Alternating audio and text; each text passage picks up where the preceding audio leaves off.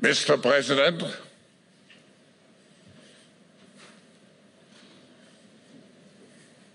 hello. What great honor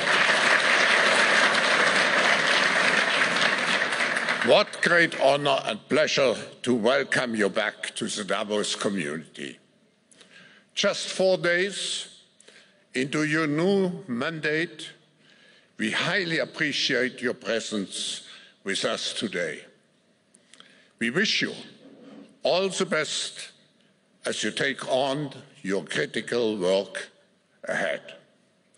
The global challenges we face today are monumental.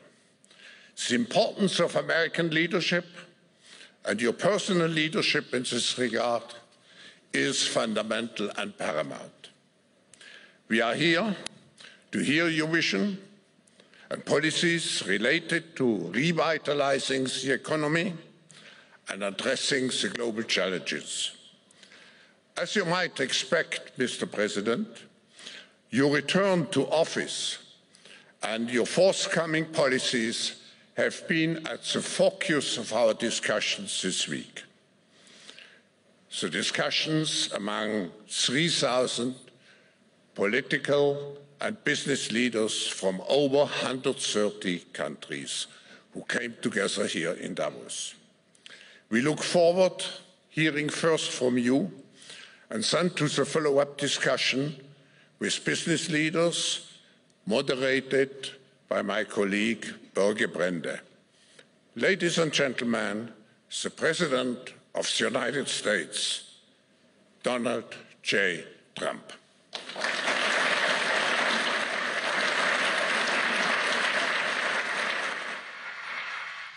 Well, thank you very much, Klaus, and hello to everyone in beautiful Davos.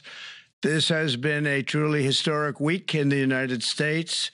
3 days ago, I took the oath of office, and we began the golden age of America. The recent presidential election was won by millions of votes, and all seven, every one of them, all seven swing states.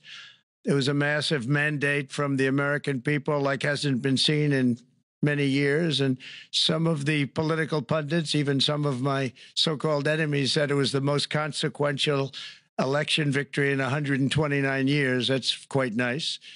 What the world has witnessed in the past 72 hours is nothing less than a revolution of common sense.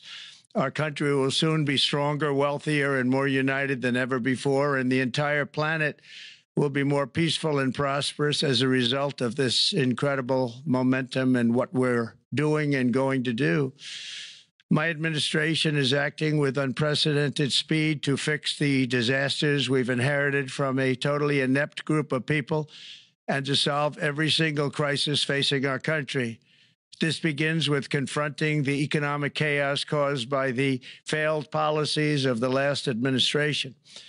Over the past 4 years, our government racked up $8 trillion in wasteful deficit spending and inflicted nation-wrecking energy restrictions, crippling regulations, and hidden taxes like never before. The result is the worst inflation crisis in modern history and sky-high interest rates for our citizens and even throughout the world. Food prices and the price of almost every other thing known to mankind went through the roof. President Biden totally lost control of what was going on in our country, but in particular with our high inflation economy and at our border. Because of these ruinous policies, total government spending this year is $1.5 trillion higher than was projected to occur when I left office just 4 years ago. Likewise, the cost of servicing the debt is more than 230% higher than was projected in 2020. The inflation rate we are inheriting remains 50% higher than the historic target. It was the highest inflation probably in the history of our country. That's why from the moment I took office, I've taken rapid action to reverse each and every one of these radical left policies that created this calamity, in particular with immigration, crime, and inflation. On day one, I signed an executive order directing every member of my cabinet to marshal all powers at their disposal to defeat inflation and reduce the cost of daily life.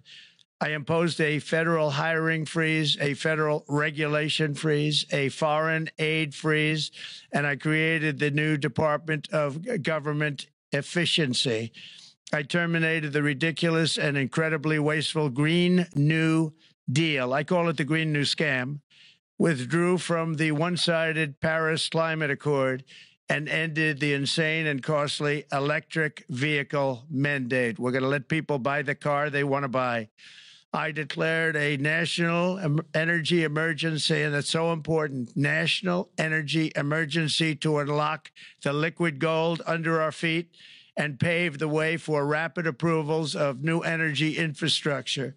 The United States has the largest amount of oil and gas of any country on earth, and we're going to use it.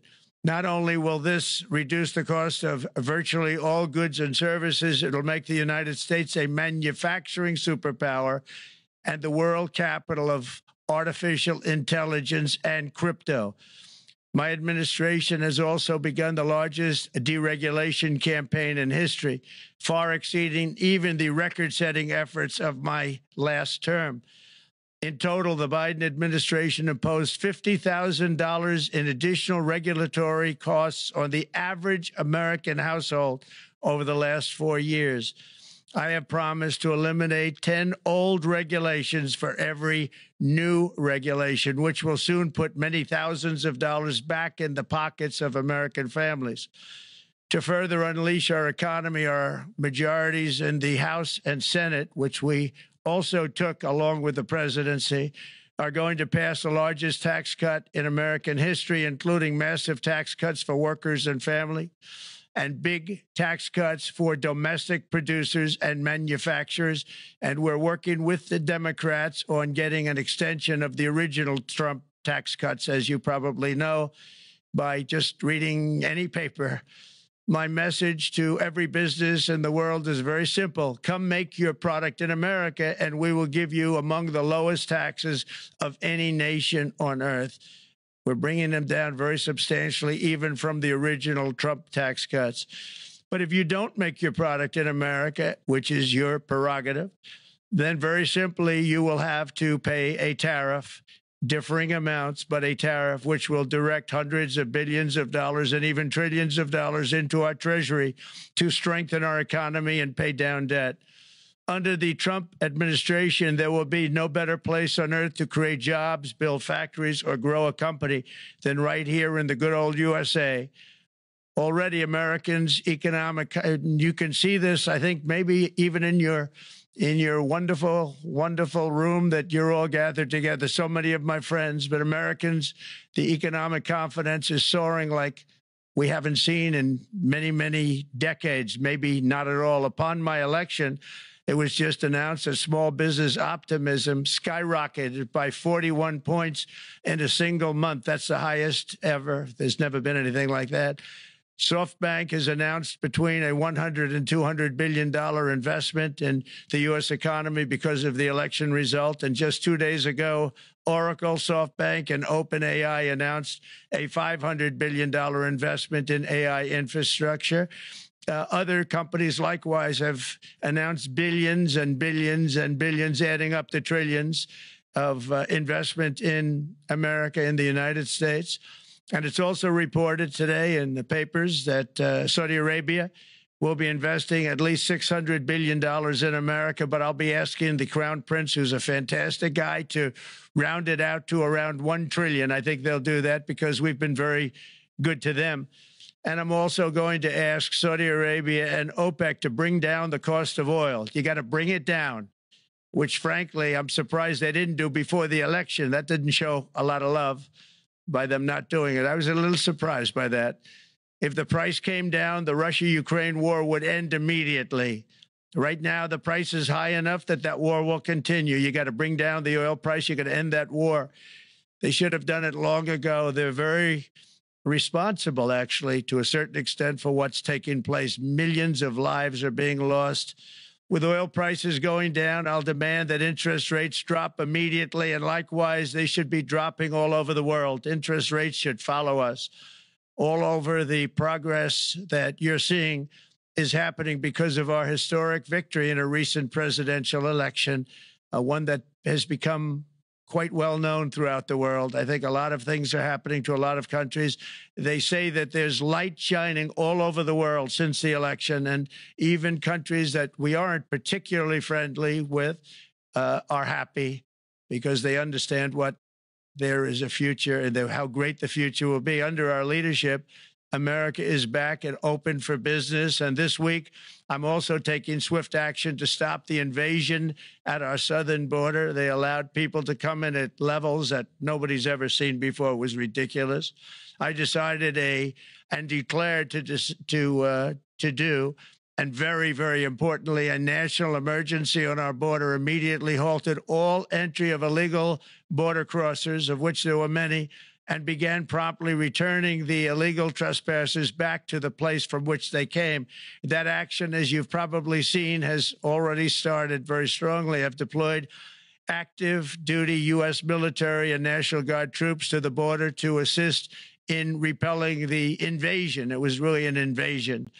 We will not allow our territory to be violated. After 4 long years, the United States is strong and sovereign and a beautiful nation. Once again, it's a strong, sovereign nation. In addition, I'm pleased to report that America is also a free nation once again. On day one, I signed an executive order to stop all government censorship. No longer will our government label the speech of our own citizens as misinformation or disinformation, which are the favorite words of censors and those who wish to stop the free exchange of ideas and, frankly, progress. We have saved free speech in America, and we've saved it strongly. With another historic executive order this week, I also ended the weaponization of law enforcement against the American people and, frankly, against politicians. and restored the fair, equal, and impartial rule of law. My administration has taken action to abolish all discriminatory diversity, equity, and inclusion nonsense, and these are policies that were absolute nonsense throughout the government and the private sector. With the recent yet somewhat unexpected great Supreme Court decision just made, America will once again become a merit-based country. You have to hear that word, merit-based country. And I've made it official, an official policy of the United States, that there are only two genders, male and female. And we will have no men participating in women's sports, and transgender operations, which became the rage, will occur very rarely. Finally, as we restore common sense in America, we're moving quickly to bring back strength and peace and stability abroad. I'm also going to ask all NATO nations to increase defense spending to 5% of GDP, which is what it should have been years ago. It was only at 2%, and most nations didn't pay until I came along. I insisted that they pay, and they did, because the United States was really paying the difference at that time, and it was unfair to the United States. But many, many things have been unfair for many years to the United States. Before even taking office, my team negotiated a ceasefire agreement in the Middle East, which wouldn't have happened without us, as I think most of the people in the room know. Earlier this week, the hostages began to return to their families. They are returning, and it's a beautiful sight, and they'll be coming in more and more. They started coming back on Sunday. Our efforts to secure a peace settlement between Russia and Ukraine are now hopefully underway. It's so important to get that done. That is an absolute killing field. Millions of soldiers are being killed. Nobody's seen anything like it since World War II. They're laying dead all over the flat fields. It's a flat field farmland.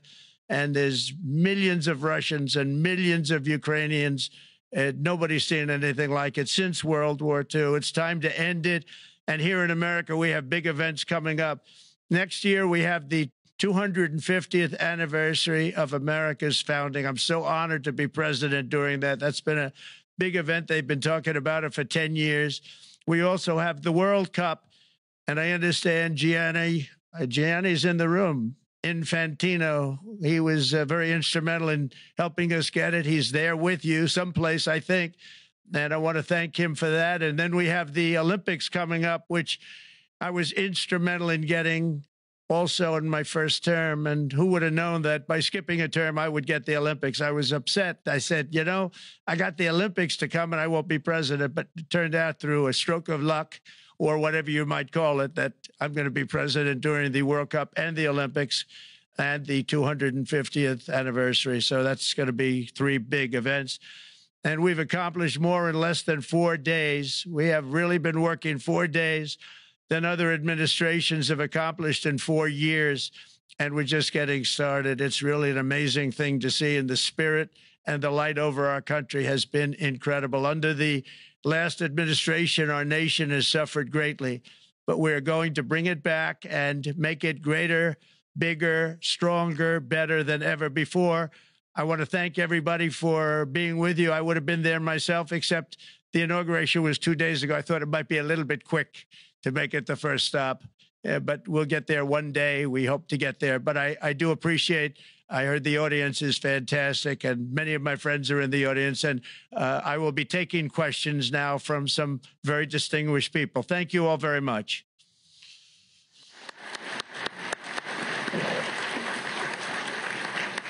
Thank you. Thank you very much, Mr. President, for that very powerful speech. And I think you could hear the applause all the way from Davos to the White House. But next year it will be even better, because then you can get the applause here in Davos. So we wish you welcome to our village next year. We hope to see you. Thank you very much. So we also know, Mr. President, that you open up for interaction here. We have a great panel with some of the most distinguished business people in the world. Let me start with someone that you know really well, that I think is almost a neighbor of you in Florida. Mr. Steve Schwartzman, Chairman, CEO, and co-founder of Blackstone Group. So, Steve, floor is yours. Well, Mr. President, I'm sure the Crown Prince of Saudi Arabia will be really glad you gave this speech today.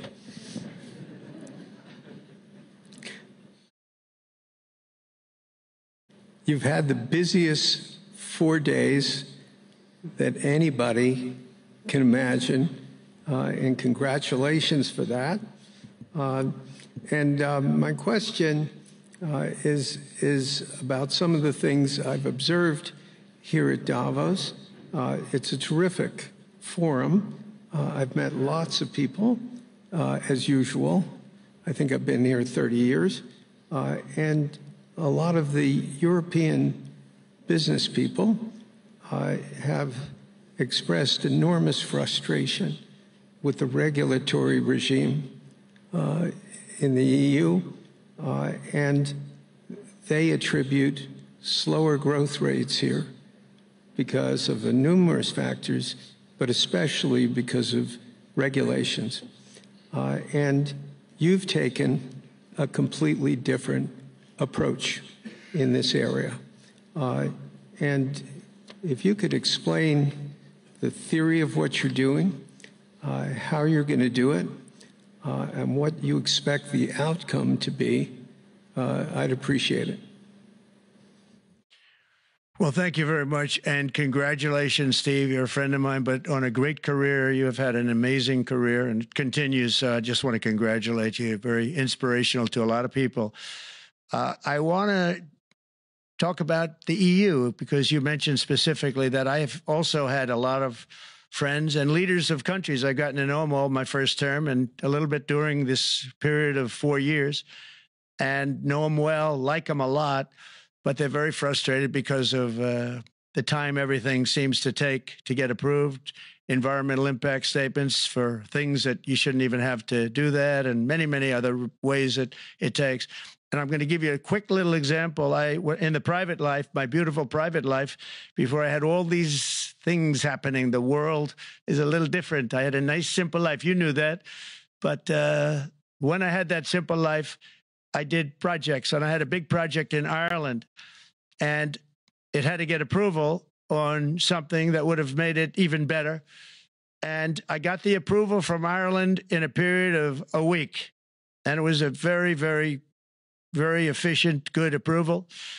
And they informed me, though, the problem is you're going to have to get it from the EU, and we think that'll take 5 to 6 years. And I said, you have to be kidding. And this was before politics. And I said, wait a minute, it's not that important. I don't want to go 5 or 6 years, but it would have been a big investment. It would have been nice, and it would have been good for the project.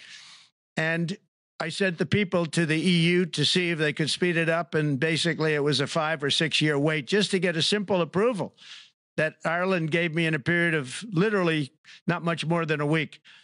And I realized right then, that was the first time I really was involved with the EU, but I realized right then that's a problem, and I didn't even bother applying to do it. Or if I did, I pulled it very quickly. I have to be very accurate because I don't want to be criticized. He did apply, actually. No, I want to be very accurate. So I don't think I did, but if I did, I pulled it very quickly. It was just something you couldn't wait 5 years or 6 years to get an approval. So a lot of, in a very big business sense, a lot of people are claiming that's the problem. From the standpoint of America, the EU treats us very, very unfairly, very badly. They have a large tax that we know about, and a VAT tax, and it's a very substantial one. They don't take essentially don't take our farm products, and they don't take our cars, yet they send cars to us by the millions. They put tariffs on things that we want to do, like, for instance, I think they actually, in terms of, these are non-economic or non-monetary tariffs, and those are very bad, and they make it very difficult to bring products into Europe, and yet they expect to be selling, and they do sell their products in the United States. So we have, hundreds of billions of dollars of deficits with the EU. and nobody's happy with it, and we're going to do something about it, but nobody's happy with it. So I think the EU has to speed up their process. Friends of mine that are in some of the nations within the EU, great people, they want to be able to compete better, and you can't compete when you can't go through the approval process fast. There's no reason why it can't go faster. So, you know, I'm trying to be constructive because I love Europe. I love the countries of Europe, but the process is a very cumbersome one. And they do treat the United States of America very, very unfairly with the VAT taxes and all of the other taxes they impose. One other, just to finish up, I got a call from the head of a major airline, one of the biggest airlines in the world, and he said, "Sir, could you help us? What? Landing in Europe is brutal. They charge us fees for everything, and it's so unfair." I said, "How does it compare to China?" He said, it's much worse. And the other thing, as you know, they took court cases with Apple, and they supposedly won a case that most people didn't think was much of a case. They won 15 or 16 billion from Apple. They won billions from Google. I think they're after Facebook for billions and billions. These are American companies, whether you like them or not. They're American companies, and they shouldn't be doing that. And that's, as far as I'm concerned, it's a form of taxation. So we have some very big complaints with the EU. Thank you. Thank you very much, Mr. President. We'll now go to one of your friends in the EU, Patrick Pouyanné. He's the chairman and CEO of Total Energies.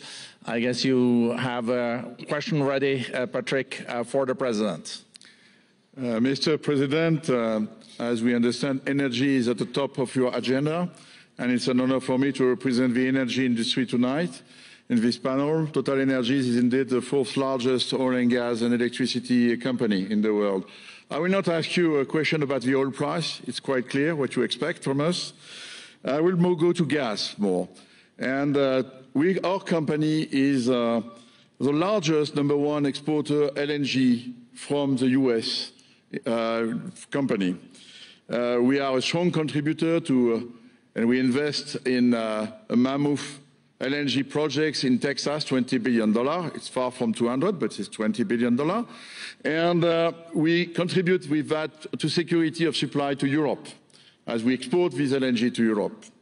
Some experts fear that if there are too many projects developed in the US on LNG, this could have an inflationary impact on the US domestic gas price. And they recommend a pause on these projects. I would ask you the following question. What are your views about such a pause on investments on LNG in the US? What would happen if you would observe an increased domestic gas price because of these exports? And final question, which is important for Europe, would you agree to guarantee security of supply of US LNG to Europe? Well, in the last part of your question, yes, I would. I would make sure that you get it. If we make a deal, we make a deal, you'll get it. Because a lot of people do have that problem. They make a deal and then it can't get supplied because of war-type problems and other problems. So we would absolutely do that. LNG is very interesting because when I took office for the first term, one of the first things I looked at was there were two very massive plants in Louisiana, a state that has been very good to me, won it by many, many points. And I felt strongly indebted to it, actually. And they said there are two plants that have been under environmental consideration for more than 10 years. And they were costing, as you say, you know how expensive those plants are, but they were costing like 12 billion and I think 14 or 15 billion, but they couldn't get their permits. They were in review for years, many, many years, like a decade or more. And I said, so ridiculous. I know so much about that because in the construction industry, I had to go through it too, but I got good at it after a while. But I saw the projects, and you're talking about a total investment of 25 to $30 billion, and it looked like it was going to end. They couldn't get their permits, and I got them done in less than a week. It was done, completed. In fact, when they called them to announce that it was done, the countries, largely countries, Japan was involved and another country and some very big investors, they couldn't believe it. They actually couldn't believe it. And I said, just do yourself one favor. Don't pay any consultants, because the only one that got it done was me. I got it done because it was the right thing to do for the U.S. and for the world, but the consultants had nothing to do with it. You know, the consultants go in and they say, give us millions of dollars because Trump did it. Nobody called me about it. I just heard it was a problem for years.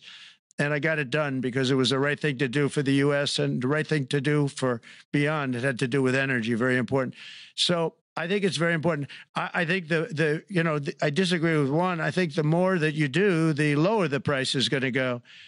And what I'd like to see is rapid approvals. We're going to give very rapid approvals in the United States, like with the AI plants, talking to many people want to build them. That's going to be a very big thing. We're going to build electric generating facilities. They are going to build. I'm going to get them the approval. Under emergency declaration, I can get the approvals done myself without having to go through years of waiting. And the big problem is we need double the energy we currently have in the United States. Can you imagine?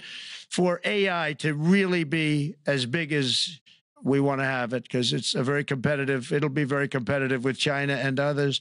So I'm going to give emergency declarations so that they can start building them almost immediately. And I think it was largely my idea because nobody thought this was possible. It wasn't that they were not smart, because they're the smartest.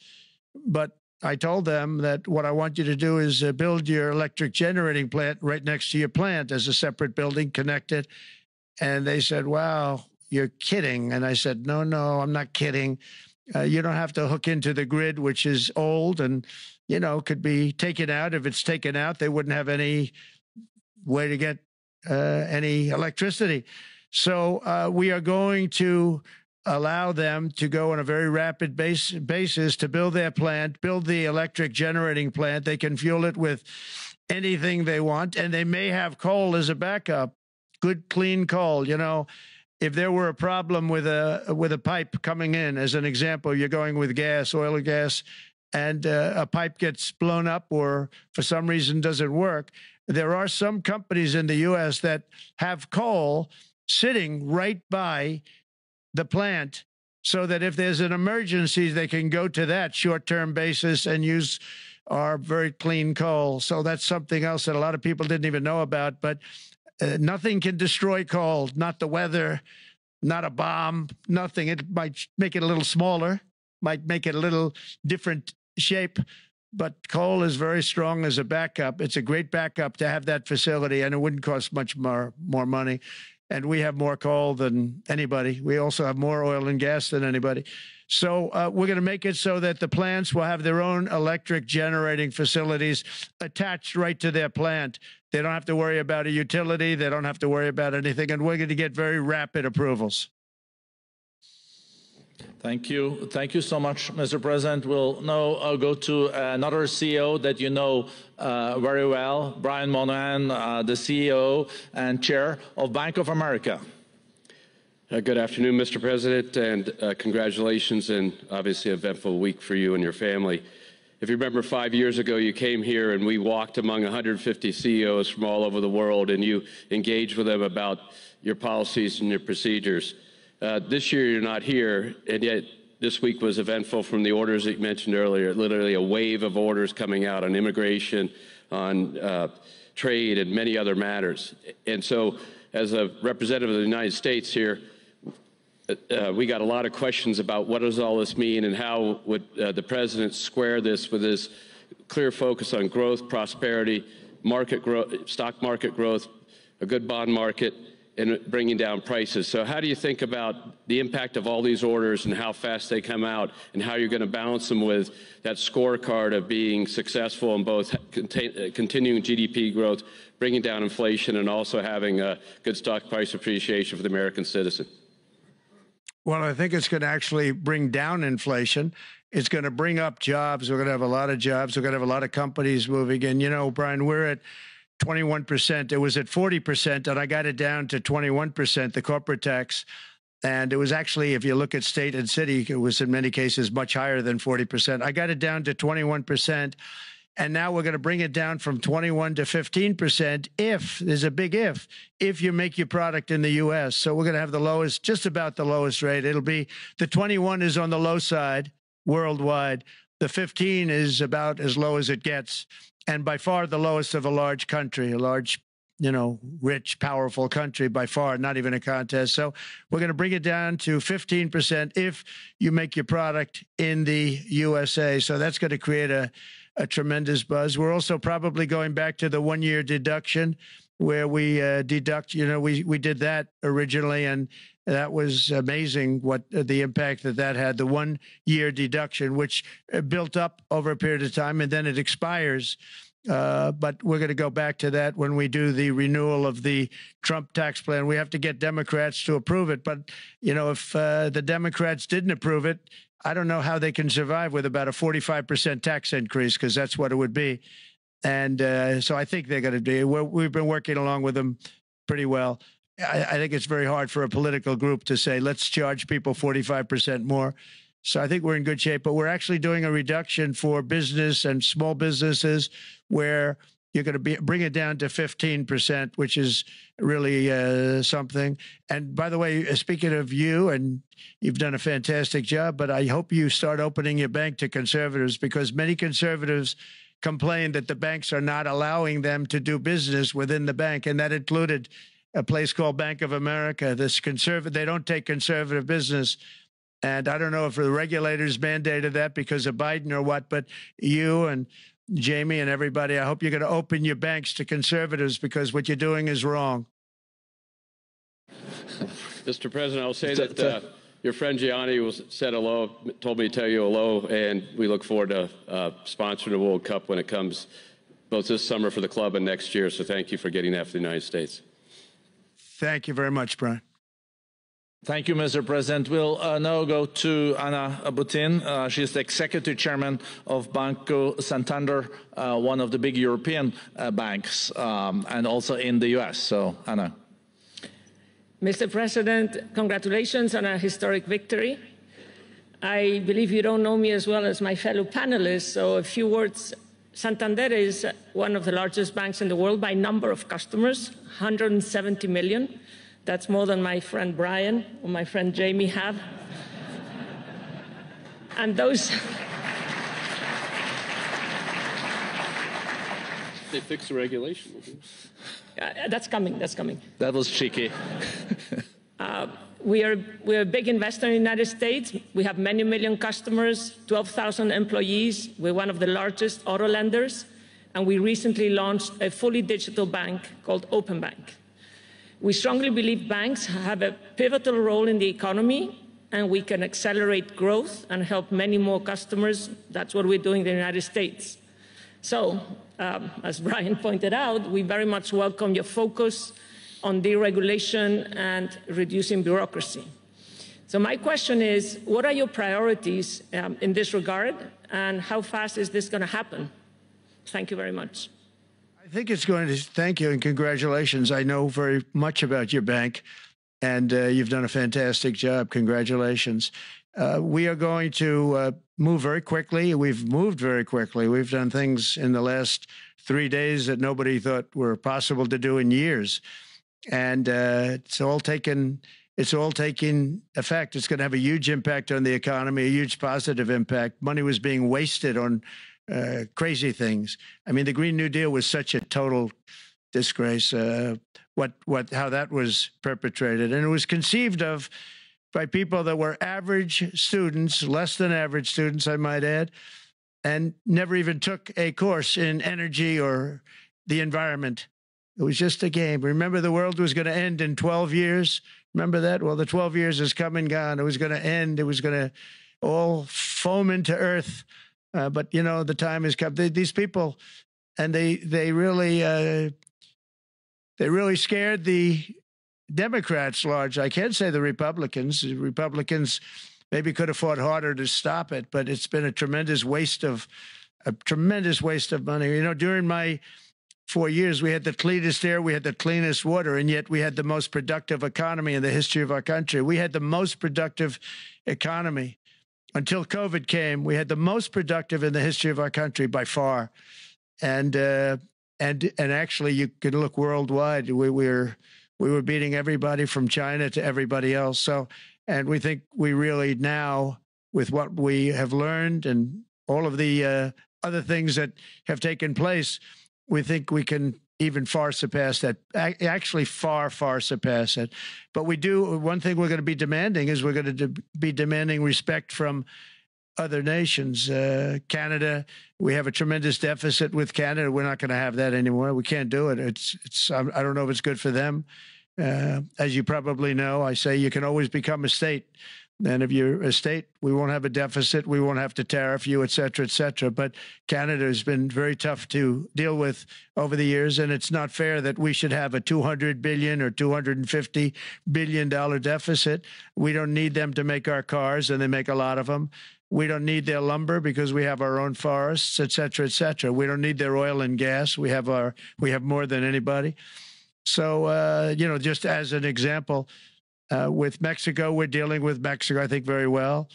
And we're just, we just want to be treated fairly with other nations, because there's hardly a nation in the world, and I blame this on us, and I blame it on politicians that, for some reason, mostly it's stupidity, but you could also say other reasons, but mostly stupidity. They've allowed other nations to take advantage of the U.S., and we can't allow that to happen anymore. We have debt.